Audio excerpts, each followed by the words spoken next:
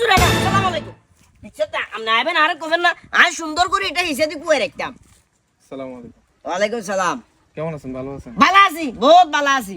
ভালো আছি না তো টিয়া খান আর কি, ভালো তো থাকমই। বুঝলাম না সেলিম সাহেব, টাকা খান বলতে? হ্যাঁ, টাকা খান বলতে বুঝলাম না। আপনার বেতন কত? বেতন ৮৫০০ টাকা। আরে বাবারা ৮৫০০ টাকা, এটা তো লিগেল বেতন। কিন্তু ইলিগেলি যেগুলা খান এমনি মিতুন ভাগ বাটোয়ারা করে এগুলোর কথা কন না যে। ইলিগেল বলতে ইলিগেল তো আমি কোনো টাকা পয়সা এরকম নিই না। এই যে এবারে তরবিরে কেন্দ্র করি যে পরিমাণ টিয়ান্ডা এলাকাতে কালেকশন হয়েছে, এই টিয়া এখন সবগুলা তো ডিঙ্গাইয়ের ভিতরে গল্ল আইবেন। এরপর আপনারা কাব্বান মসজিদে গেলে ফট করি আমার আম্মা অসুস্থ, আপনারা কেউ যদি পারেন আমার আম্মার জন্য, মানে নিজের বিবেক বলিও তো একটা কথা আছে, শরম লাগে না এগুলা? সেলিম সাহেব, আমার মনে হচ্ছে মানে আপনার কোথাও হয়তো বা ভুল হচ্ছে কথা বলতে। আসলে তারাবির টাকা তো তোলার দায়িত্ব হয়তো বা আমাদের, ঠিক আছে, তবে তারাবির টাকা তো ওইভাবে আমরা হিসাব করি না। এগুলো তো সভাপতি, তারপরে সেক্রেটারি, এরাই তো হিসাব করে টাকা পয়সা লেনদেন করে। আমরা তো এগুলো সম্পর্কে জানিও না।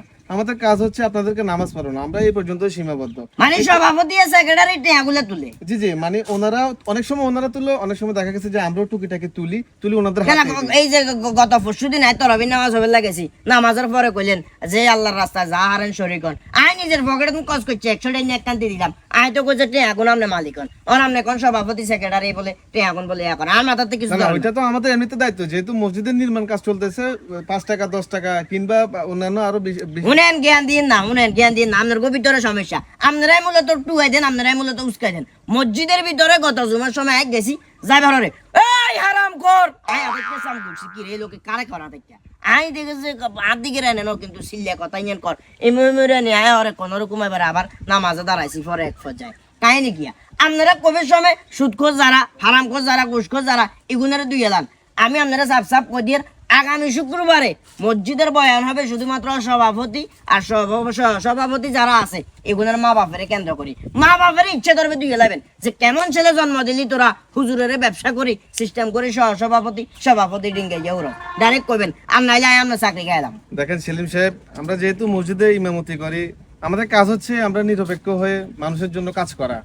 যেটা হালাল সেটা বলা, যেটা হারাম সেটা বলা। এক কথা বলতে গেলে আমরা সাদাকে সাদা বলি, কালোকে আমরা কালো বলি। এটা হচ্ছে আমাদের। না না, এটা প্রমাণ আছে। সাদারে সাদা কোন, কালারে কালা কোন, ছেলিমারে সুদ কর কোন। কেমনে হাইলেন আপনি, কেমনে হাইলেন? মসজিদে আয়না মাসবেল লাগেছি ডাইরেক্ট হাত দিকে কেন্দ্র করি সুদলো কি পরিমাণ ওয়াজ করছেন বাবুরা। আই সাফ সাফ কইয়ের হয়তো সভাপতি লোক কথা কবেন, নয়তো এলাকার হল আইন যারা আছে ব্যাগগুনের আমনের পিছনে লাগাই দি আমনের চাকরি ঠুস করে খাইলাম হয়। অসুবিধা নেই সেলিম সাহেব, রিজিকের মালিক হচ্ছে আল্লাহ, আমি কাউকে ভয় পাই না।